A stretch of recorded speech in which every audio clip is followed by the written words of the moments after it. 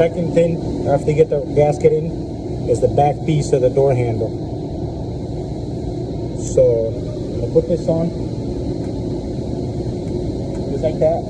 All you need for that is a T30 torque. Now hold this.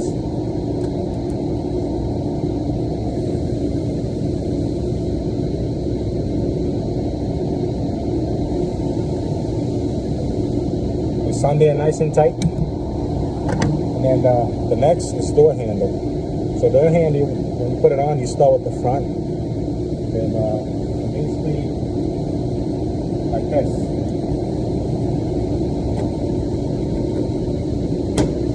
Slide it forward. So when you do that, basically you're not done yet. So I'll come on the inside.